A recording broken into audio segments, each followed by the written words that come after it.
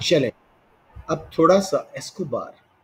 I am not sure who is this Escobar ji, जरा बता दो बेटे अपना नाम।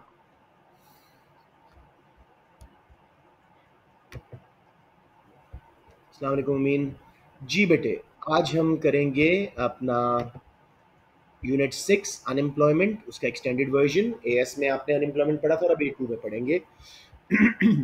मुझे थोड़ा सा बताइए, एएस पार्ट ऑफ अनएम्प्लॉयमेंट सबको क्लियर है? टाइप्स या causes of unemployment, frictional, structural, classical, cyclical, problems of unemployment and benefits for individuals, firms, what's it called, economy, government, और फिर policies to control unemployment। सबको याद है या उसमें भी थोड़ी सी रिट्रेशन दे दूं?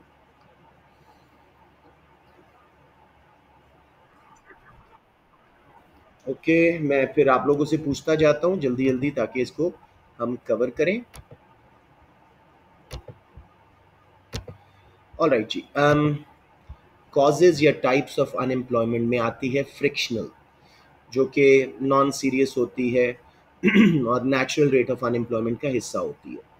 इसमें होता क्या है, workers leave a job and look for a better job, higher wage, improving their career and stuff. तो इसको हम फ्रिक्शनल अनएम्प्लॉयमेंट बोलते हैं। इसी के साथ दो और होती हैं, सीजनल, ऑफ सीजन में वर्कर निकाल दिए गए।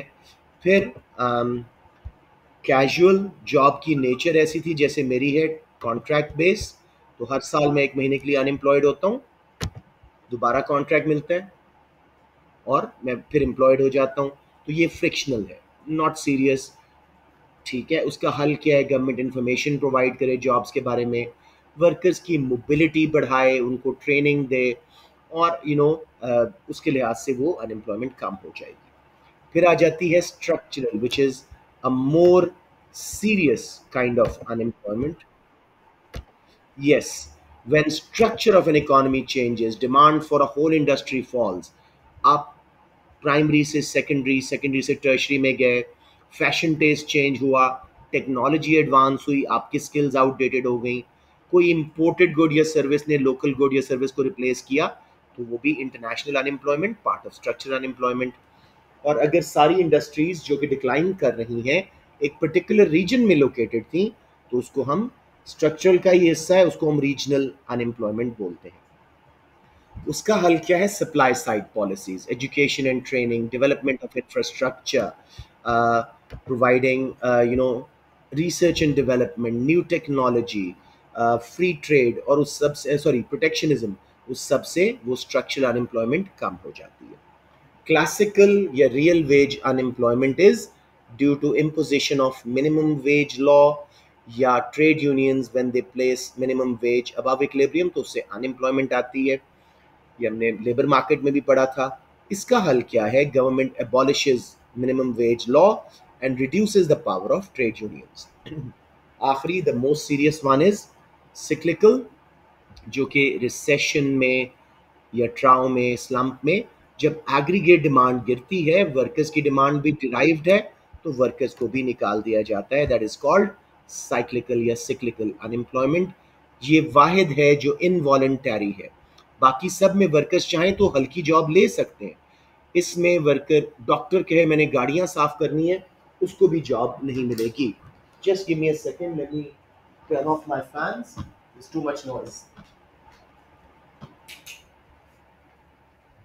ऑलराइट जी, सो ये हो गई जी सिक्लिकल। अब ये सारी टाइप्स ऑफ अनएम्प्लॉयमेंट है, मैंने साथ में पॉलिसीज बता दी। अब जल्दी से इनके याद कर लेते हैं। Problems and benefits, individual level पे शॉर्ट रन में क्या प्रॉब्लम आती है, इनकम्स गिरती हैं, लिविंग स्टैंडर्ड्स गिरते हैं। लॉन्ग रन में वर्कर डी स्किल्ड हो जाते हैं, इसको बोलते हैं हिस्टेरिसिस। यस, वर्किंग हैबिट से बाहर निकल जाते हैं, टेक्नोलॉजी एडवांस हो जाती है, री एम्प्लॉयबिलिटी कम हो जाती है, डी स्किलिंग। यस, और इसके अलावा डिप्रेशन, क्राइम रेट बढ़ता है, सुसाइड्स वगैरह बढ़ती हैं, सोशल इश्यूज, एब्सोल्युटली। फायदे क्या हैं जी, लेजर टाइम है जिसको वो यूज कर सकते हैं रीट्रेनिंग के लिए, to upgrade their skills, learn new technology, learn AI, robotics, ताकि आज के दौर के मुताबिक काम कर सकें। फिर उसके बाद जी फर्म्स को क्या नुकसान है, सेल्स गिरती हैं, प्रॉफिट्स गिरते हैं, अनएम्प्लॉयमेंट की वजह से स्पेंडिंग गिरती होती है। यस। और फायदे क्या है, उन्हें वर्कर सस्ते मिल जाते हैं। यस, ट्रेड यूनियंस प्रेशर नहीं डालती, चीपर वर्कर्स मिल जाते हैं, बड़ी आसानी से उन्हें स्किल्ड अनस्किल्ड वर्कर आसानी से मिल जाते हैं, उनकी कॉस्ट कम होती है, वो कंपेटिटिव हो जाती हैं। गवर्नमेंट को या इकोनॉमी को क्या नुकसान है, गवर्नमेंट को टैक्स रेवेन्यू कम आता है, अनएम्प्लॉयमेंट बेनिफिट ज्यादा देने पड़ते हैं, फिस्कल डेफिसिट हो जाता है जिससे वो स्पेंडिंग इंफ्रास्ट्रक्चर वगैरह पे भी कम कर पाएंगे, एजुकेशन हेल्थ केयर पे भी, तो economy will go into downward multiplier. साथ में government also has to face dependency ratio rising in the country, ठीक है, ट्रांसफर पेमेंट ज़्यादा देने की वजह से गवर्नमेंट का बजट डेफिसिट हो सकता है, बोरोइंग की रिक्वायरमेंट आ सकती है, we are inside our PPC due to unemployment, तो हम अपने रिसोर्सेज को फुली यूटिलाइज नहीं कर रहे। अब हम चलते हैं गवर्नमेंट को या इकोनॉमी को फायदे क्या होते हैं। दोनों cost push and demand pull inflation कम हो जाती है ड्यूरिंग अनएम्प्लॉयमेंट, बिकॉज वर्कर्स को डिमांड नहीं करते हायर वेजेस, तो कॉस्ट पुश इन्फ्लेशन कम, और स्पेंडिंग नहीं करते लोग तो डिमांड पुल इन्फ्लेशन कम। साथ में negative externalities like pollution, congestion, noise भी कम हो जाता है, प्रोडक्शन कम हो रही है। So that is the end of that chapter. Hmm. True that, true that. अब मेरे बच्चों, मैं वो मेजरमेंट ऑफ अनएम्प्लॉयमेंट नहीं कराऊंगा, वो A2 का हिस्सा नहीं मिलता, किसी सूरत में भी क्वेश्चन में नहीं आता। तो let's go to now A2 unemployment. Wow, आज तो बहुत बच्चे आ रहे हैं। आइजा जे, you bin taking lots of days off मेरे बेटा, be regular. Let's move on to unemployment का चैप्टर जी। बहुत छोटा सा आसान सा चैप्टर है, बट समहाउ बच्चों के लिए ज़रा कंफ्यूजिंग ये होता है। सो आई ट्राई माई बेस्ट कि आप लोगों को यहाँ पे बड़ी आसानी से इसको करा दूं। यस मेरा बेटा। Sorry, come again.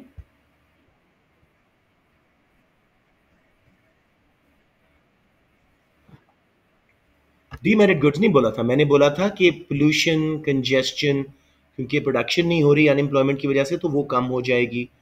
Demand pull inflation कम, कॉस्ट पुश इन्फ्लेशन कम। वेलकम मेरे बेटा। अब जरा मैं जल्दी से पेज देख लूं कि अनएम्प्लॉयमेंट कहाँ पे है। यूनिट 6 इन मैक्रो, 215 जी, I think will be close now. 150।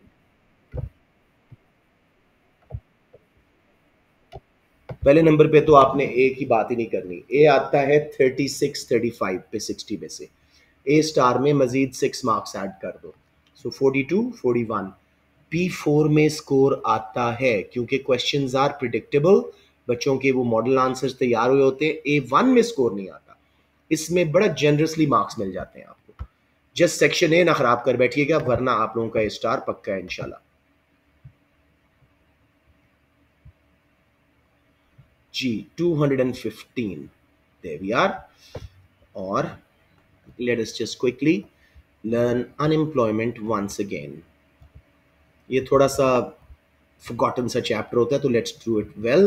Plus इसकी वीडियो भी नहीं थी, तो इसलिए मैंने कहा वीडियो इसकी एक बना लेते हैं। एम्प्लॉयमेंट एंड अनएम्प्लॉयमेंट, पहला कॉन्सेप्ट है जी topic 1, labour mobility. Very simple, ability of workers to move from one occupation to another, occupational mobility, and from one location to another location, geographical mobility। किसी को इन mobilities के basic concept में problem? Okay? जैसे मैं सिर्फ economics पढ़ा सकता हूँ, I am occupationally immobile, because अगर कल को इकोनॉमिक्स की डिमांड कम हुई तो मेरी डिमांड गिर जाएगी। मैं लाहौर में सेटल्ड हूँ, बेहतर जॉब्स हो सकता है इंग्लैंड में हूँ, कनाडा में हूँ, मैं नहीं जा पाता, तो बेसिकली मैं ऑक्यूपेशनली जोग्राफिकली इमोबाइल हूँ। ये कॉन्सेप्ट है। Factors affecting occupational mobility. सबसे पहले quality of education and training. बेटे अगर ज़्यादा एजुकेटेड ट्रेंड वर्कर्स होंगे जिनको मल्टीपल स्किल्स पे ट्रेन किया जाएगा, आप लोग नोट करोगे आजकल की degrees are dual degrees, they are like not specialising in one particular area, having 2 or 3 different specialisations, ताकि you can switch between different occupations. Availability of job information, जितनी ज़्यादा गवर्नमेंट के ह्यूमन रिसोर्स डेवलपमेंट सेंटर्स अच्छे होंगे, अच्छी websites होंगी private sectors के, और उस पर आप रेज्यूमे वगैरह पोस्ट कर सको, आपको कॉल्स आएँ, तो बड़ी आसानी से आप ऑक्यूपेशन स्विच कर सकेंगे। Clear? Barriers to entry and exit, trade union is a major barrier. ये कभी कभी सप्लाई ऑफ लेबर को जानबूझ के रिस्ट्रिक्ट करते हैं to make wages go high. Workers खुद भी अपने आप को कभी कभी वो कर लेते हैं जियोग्राफ ऑक्यूपेशनली इमोबाइल। फॉर एग्जाम्पल, मैं किसी एक स्कूल के साथ 10 साल का बॉन्ड साइन कर लूँ कि जी मैं सिर्फ आपके ही कैंपसेस में पढ़ाऊंगा, I made myself very immobile. So ये चीज trade unions and workers signing long term contracts make them occupationally immobile. Last one जी, टाइम पीरियड। जितना ज़्यादा टाइम आपके पास अवेलेबल है, workers have time to gain necessary qualifications, get new degrees, do a PhD, do an MPhil, get to learn AI. तो as a result, they can easily change occupations. किसी को यहाँ problem जी education and training पे depend करता है, occupational mobility, information about jobs उस पर डिपेंड करता है। जितनी ज़्यादा इंफॉर्मेशन अवेलेबल है उतने वर्कर्स आसानी से ऑक्यूपेशन स्विच कर सकते हैं। Barriers to entry and exit जितने कम हो, ट्रेड यूनियन की पावर कम हो, वर्कर्स खुद लॉन्ग टर्म कॉन्ट्रैक्ट साइन न करें, तो ऑक्यूपेशनल मोबिलिटी ज़्यादा रहती है एंड वाइस वर्सा। जितना टाइम ज़्यादा हो टू स्विच ऑक्यूपेशंस, उतनी वर्कर्स ज़्यादा ऑक्यूपेशनली मोबाइल होते हैं, उनके पास इनफ टाइम है to get new qualification, new degrees and everything.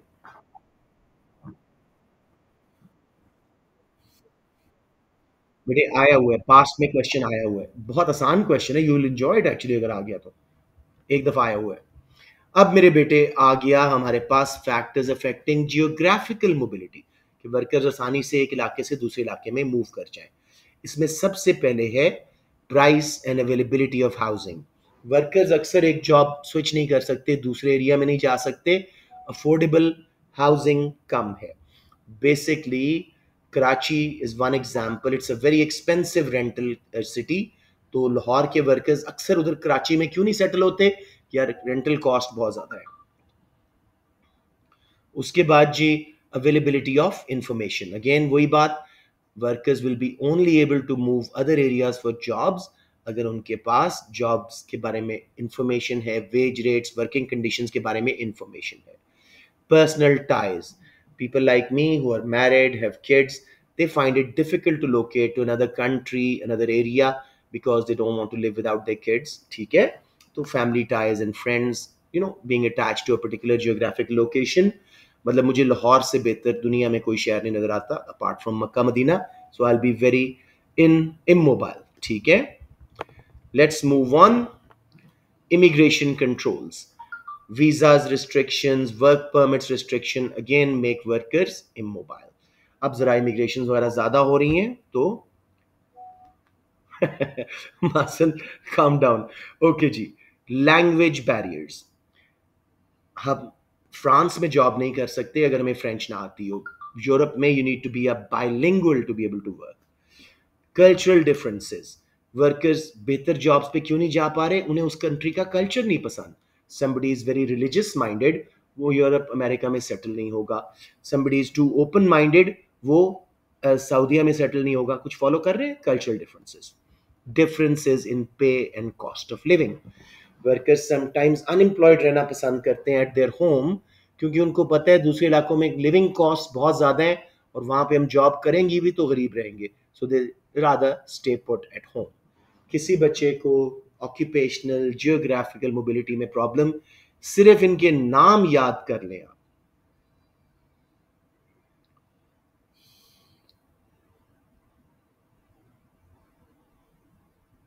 Okay जी, तो let's move on.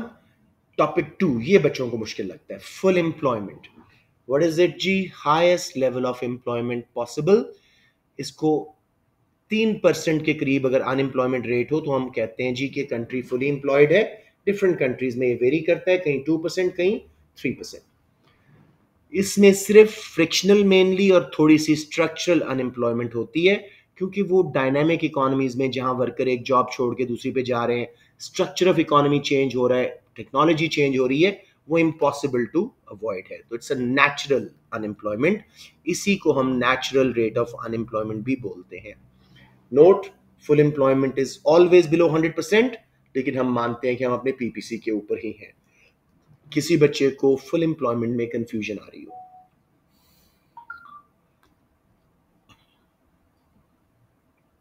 Okay, full employment is highest level of employment possible in an economy. मैं देखूं कोई बच्चा तो नहीं वेट कर रहा वेटिंग रूम में? नहीं। Okay, it is never at 100%, around 3% हो, सिर्फ फ्रिक्शनल और स्ट्रक्चरल अनएम्प्लॉयमेंट एग्जिस्ट कर रही हो तो हम कहते हैं इट्स ओके, डायनामिक इकोनॉमी है, इसमें मुसलसल थोड़े बहुत चेंजेस आ रहे हैं, तो लोग एक जॉब छोड़ के बेहतर जॉब की तलाश में या सीजन ऑफ हुए अनएम्प्लॉयड हैं, तो इसको हम नेचुरल अनएम्प्लॉयमेंट मानते हैं। अब थोड़ा सा कॉन्सेप्ट समझें, topic 3, voluntary versus involuntary unemployment. Voluntary क्या है? आप जानबूझ के जॉब एक्सेप्ट नहीं कर रहे हो at current wage rate. You can get a job but you want higher wage rate, you want to upgrade your career, ये है वॉलंटरी अनएम्प्लॉयमेंट।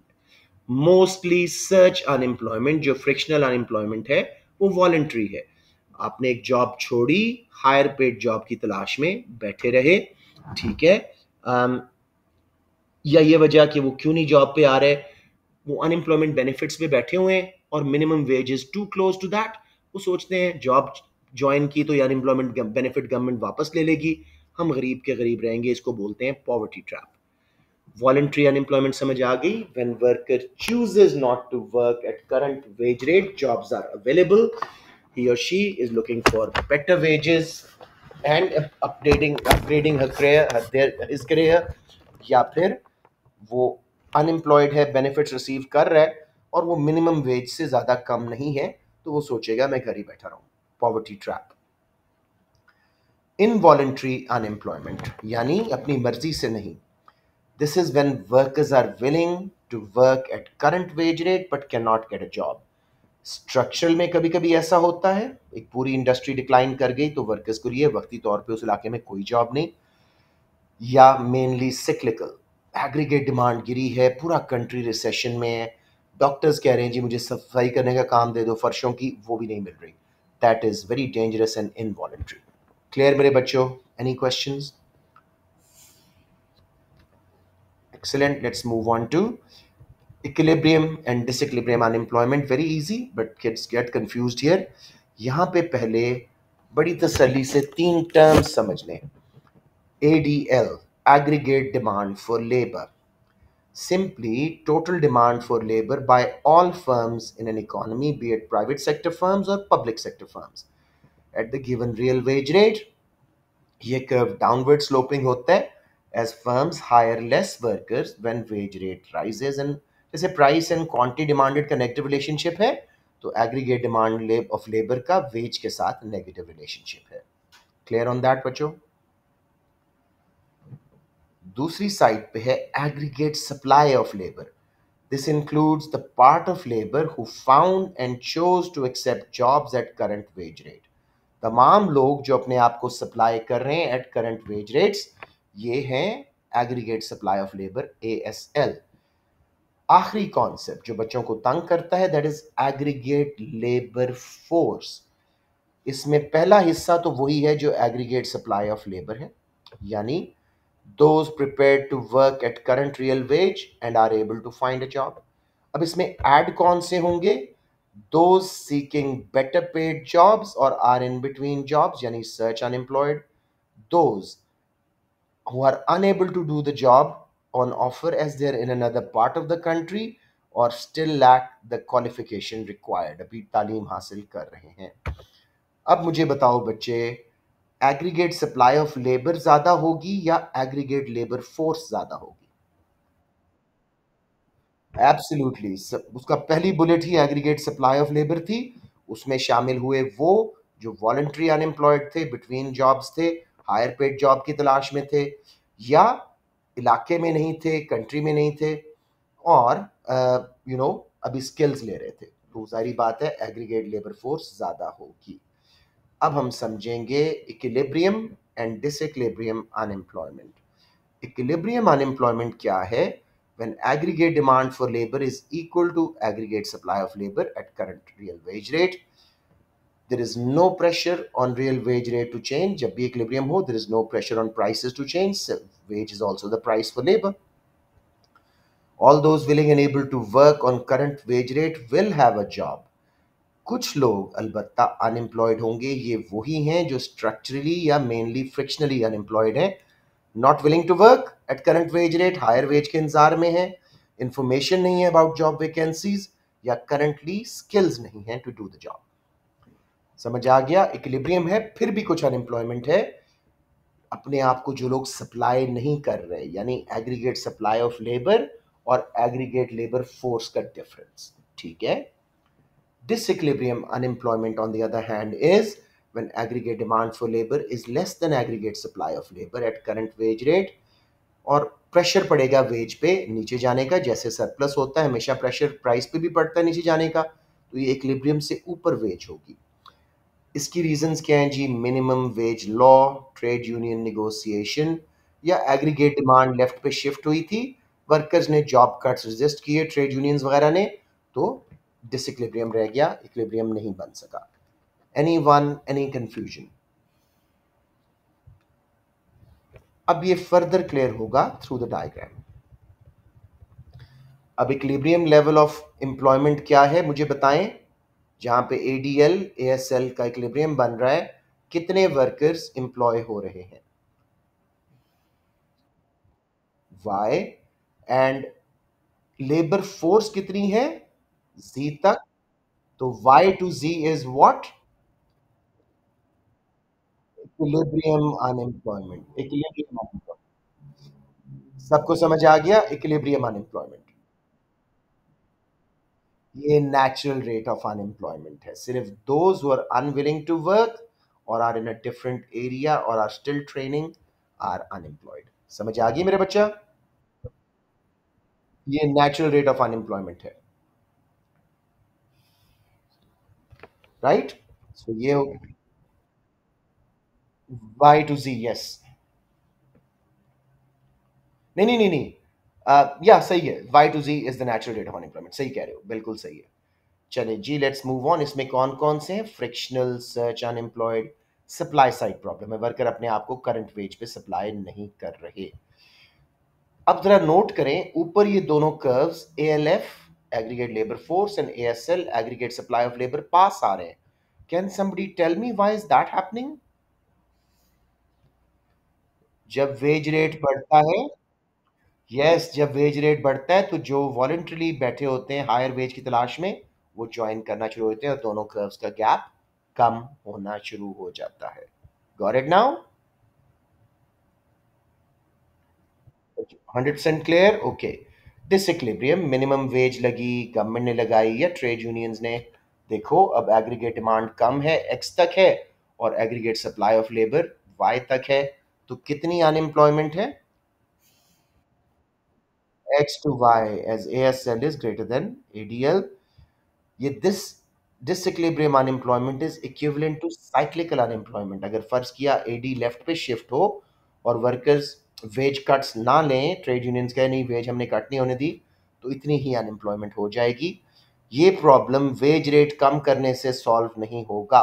आपने वेज रेट कम किया, वर्कर्स की इनकम्स गिरी, एग्रीगेट डिमांड मजीद गिरेगी और डाउनवर्ड स्पाइरल शुरू हो जाएगा. समझ आई? फिर एग्रीगेट डिमांड कर्व शिफ्ट करता रहेगा. यस मेरा बेटा. नहीं बेटे, इसको यूं समझो, वेज रेट ज्यादा है ना, अबव द इक्विलिब्रियम है, तो इसलिए अनएम्प्लॉयमेंट हो रही है, मिनिमम वेज वगैरह इस तरह की चीज. Yes, firms shift to capital. Okay जी. अब आखिरी इसमें प्रॉपर चीज देखते हैं, एक ही डायग्राम में दोनों इक्विलिब्रियम एंड डिसइक्विलिब्रियम अनएम्प्लॉयमेंट तसल्ली से देखें. मुझे बताएं डिसइक्विलिब्रियम अनएम्प्लॉयमेंट कितनी है और इक्विलिब्रियम अनएम्प्लॉयमेंट कितनी है? दोबारा देखें, इक्विलिब्रियम अनएम्प्लॉयमेंट कितनी है? वाई टू जी बेटे, that is always the difference between ASL and ALF. समझ आइए अनस? अब जी, हाँ जी, श्योर।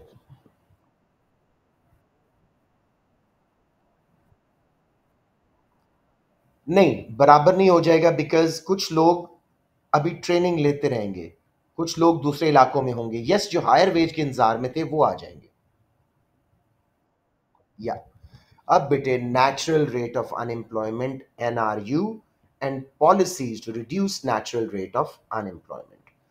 ये कहाँ एग्ज़िस्ट करता है? When labour market is in equilibrium, ADL is equal to ASL.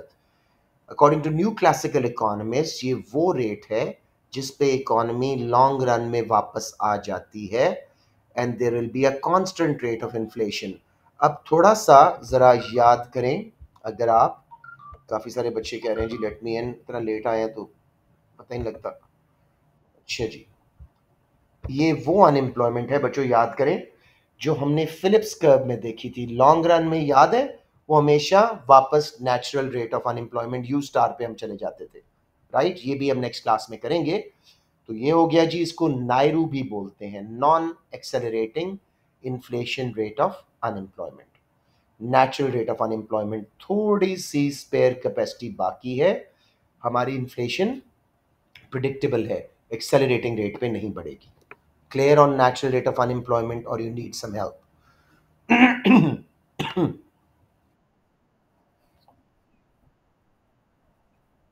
Graph ये देखो, y to z is natural rate of unemployment, difference between aggregate supply of labor and aggregate labor force।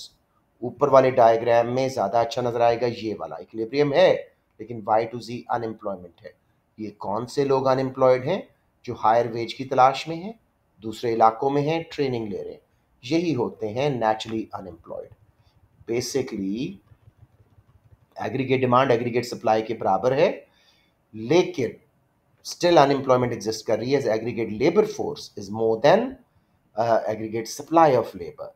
ये वो rate है जिसमें according to मॉनेटरिस्ट economist आप हमेशा वापस long run में आते हैं। इनका long run aggregate supply perfectly inelastic होता है, यही पीपीसी होता है। ये कहते हैं इकोनॉमी हमेशा अपने पीपीसी पे होती है, थोड़ी सी पीछे, इसलिए इन्फ्लेशन रेट स्लो बढ़ता है। Even if aggregate demand rises, supply can be increase थोड़ी सी, और इन्फ्लेशन स्लो बढ़ती है। गॉट द पॉइंट मेरे बच्चों? हाँ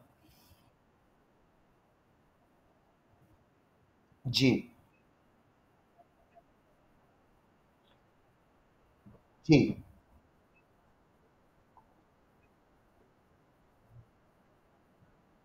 नहीं, यहां पे तो वेज ज्यादा होने की वजह से हुई। अब ये इक्विवेलेंट टू साइक्लिकल क्यों है? जब एग्रीगेट डिमांड लेफ्ट पे शिफ्ट होता है और वर्कर्स वेज कट रेजिस्ट करते हैं, तो यही सिचुएशन पैदा हो जाती है। जी बताएं, ये वाली। हाँ, यही तो बता रहा हूँ, यही तो बता रहा हूँ। Wage 1 पे aggregate demand of labor was only X and aggregate supply was Y। Unemployment हुई। यही सिचुएशन पैदा होती है जब एग्रीगेट डिमांड कर्व लेफ्ट पे शिफ्ट हो, ठीक है, गुड्स एंड सर्विसेज का, तो लेबर का डिमांड कर्व भी लेफ्ट पे शिफ्ट होगा। अगर वर्कर्स वेज कट ना होने दें तो इसी तरह गैप पैदा होगा। Disequilibrium unemployment is always equal to cyclical unemployment if workers do not let the wages go down।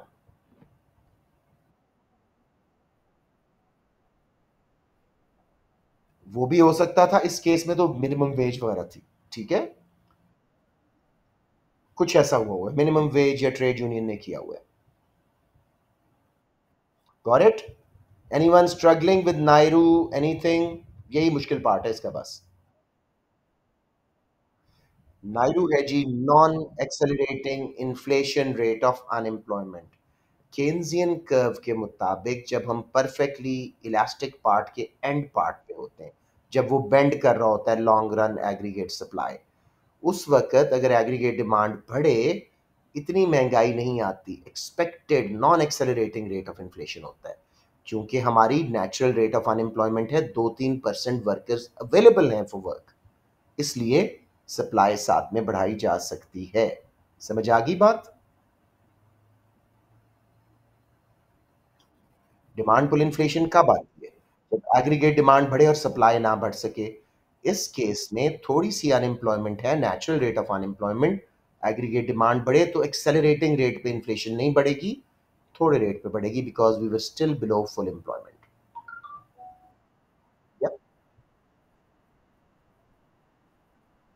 Yes yes, उसके पास पहुंच गए, बिल्कुल सही। अब मेरे बच्चों, या अब चलते हैं जी, फैक्टर्स अफेक्टिंग एनआरयू नायरू आप पहले पढ़ चुके हो, तो आप लोग एक्सप्लेन करेंगे। पहले इसका फॉर्मूला देख लें, natural rate of unemployment, number of naturally unemployed यानी frictional plus some structural divided by labour force which is employed plus unemployed into 100। ठीक हो गया, ये इसका फॉर्मूला है। किसी को प्रॉब्लम? किसी कंट्री में नायरू 2% होता है, किसी में 3। Why is there a difference between natural rate of unemployment? हाँ जी पूछें।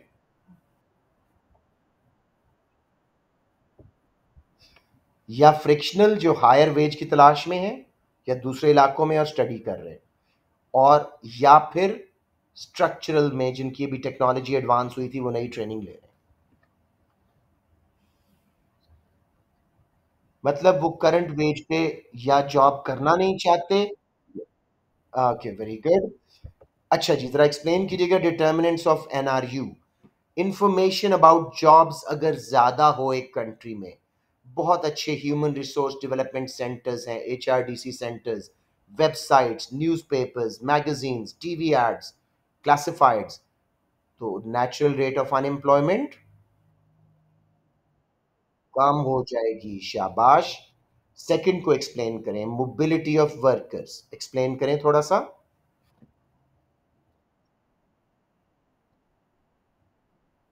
or one occupation to another. Yes. If workers are mobile, yes. Yes. If workers are geographically mobile due to rent controls, etc., or they're occupationally mobile due to having multiple training skills. So,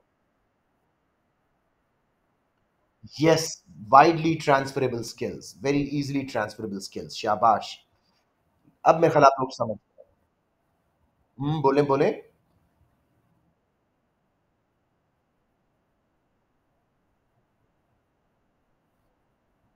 इसलिए natural rate of unemployment कम हो जाएगा। Yes, वो जल्दी job ढूंढ लेंगे। Level of education and training जितनी ज़्यादा होगी, जितनी स्किल्स ज़्यादा होंगी, प्रोडक्टिविटी ज़्यादा होगी, उतना नेचुरल रेट ऑफ अनएम्प्लॉयमेंट कम होगा। शाबाश। ये ज़रा समझिएगा, लेवल ऑफ इनकम टैक्स जितना कम होगा, उतनी नेचुरल रेट ऑफ अनएम्प्लॉयमेंट कम होगी। यस, क्योंकि वो जो अनएम्प्लॉयमेंट बेनिफिट्स ले ले रहे थे, वो इंसेंटिव आएगा, वो जॉब्स ज्वाइन कर लेंगे। गुड वर्क गाइस, शाबाश।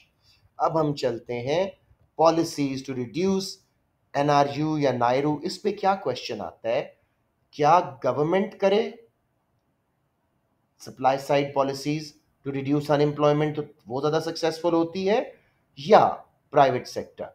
तो ये पूरा उसका आंसर है, नीचे क्वेश्चन भी है, और मैंने आपको डॉक्यूमेंट भेजा जिनके सॉल्यूशंस भी इसमें हैं, इन क्वेश्चंस के सॉल्यूशन भी उसमें है। To reduce NRU, government might try to increase the willingness and ability of workers to join jobs at current wage rate. क्या कर सकते हैं इसमें? Number one, widen the gap between low pay and unemployment benefits. ये हम कैसे कर सकते हैं जी? आप अनएम्प्लॉयमेंट बेनिफिट्स को थोड़ा कम कर दें, राइट, अनएम्प्लॉयमेंट बेनिफिट्स को कम कर दें, और इनकम टैक्स को रेट को भी कम कर दें।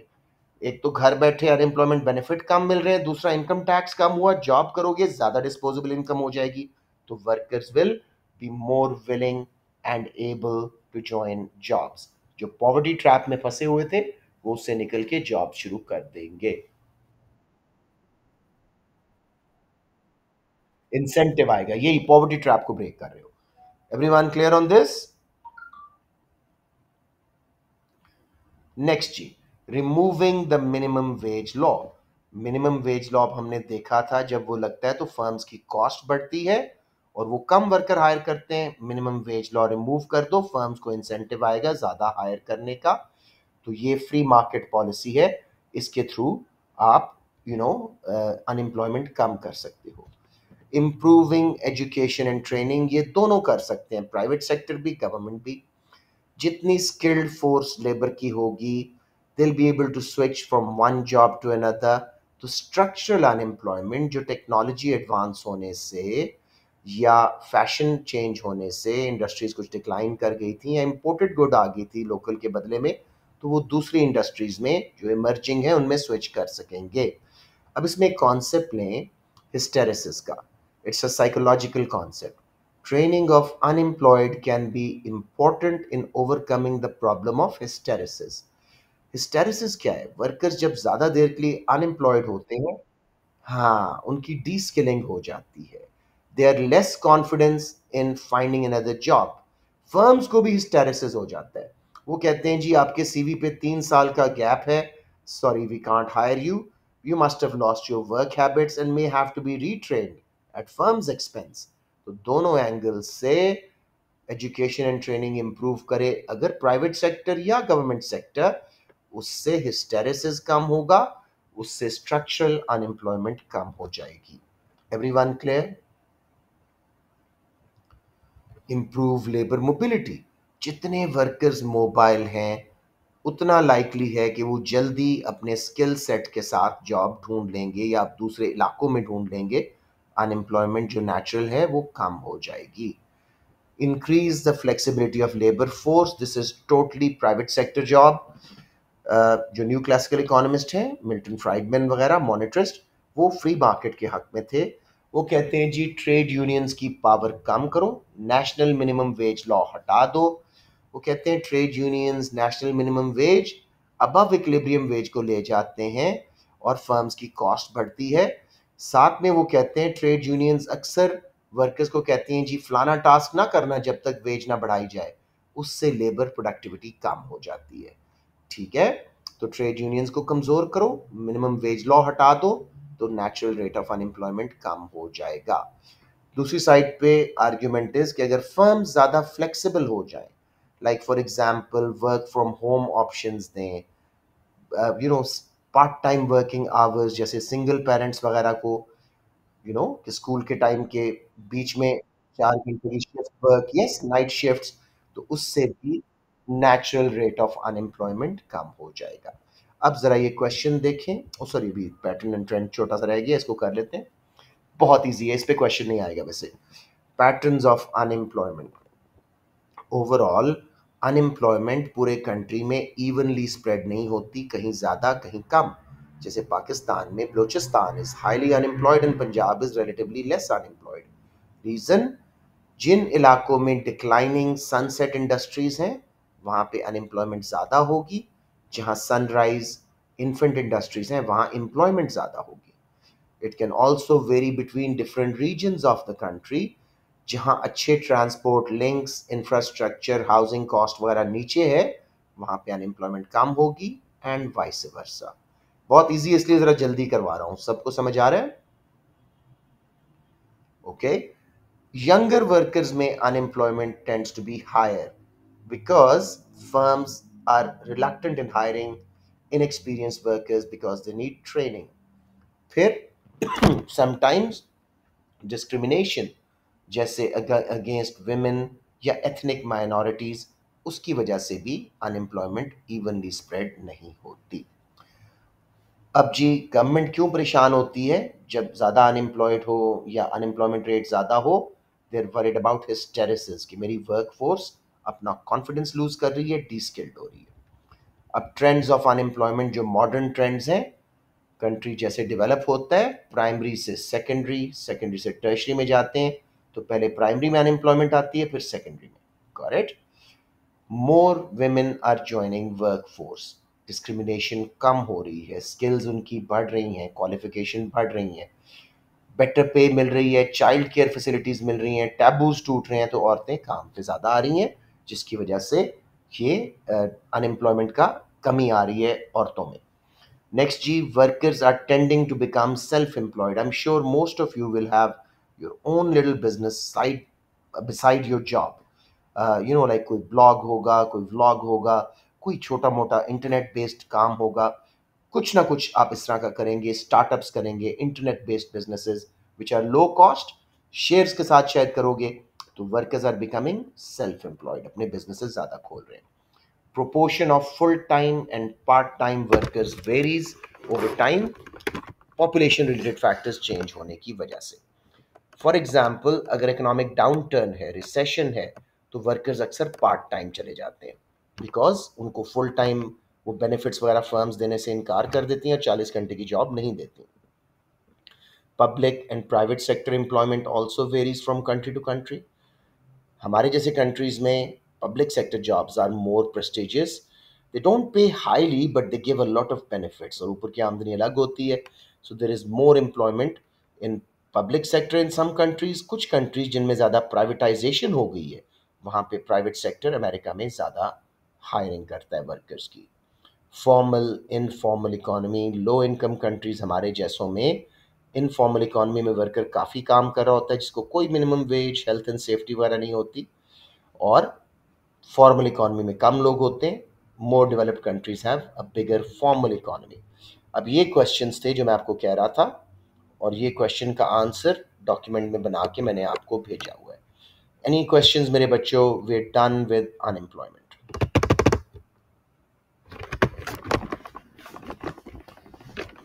All right in that. जी जी बेटे. जी जी. हम कर चुके हैं मेरा बेटा. उसकी वीडियो है ना, उसकी वीडियो है. जिसकी वीडियो नहीं है वो मैं करवा रहा हूँ. हम्म. वो आप लोग कर लेना खुद ही, वीडियो से देख लें. यूनिट 3 और 4, 5 तो उसकी वीडियो है नहीं, नहीं उसकी भी नहीं है. चलें, कल मैं आपको 3 और 4 करा देता हूं, परसों 5 करा देता हूं, ठीक है? Okay. Take care. I see you all tomorrow इंशाल्लाह. ओ कल नहीं है, कल I am going to my brother's house. परसों क्लास होगी, ठीक है?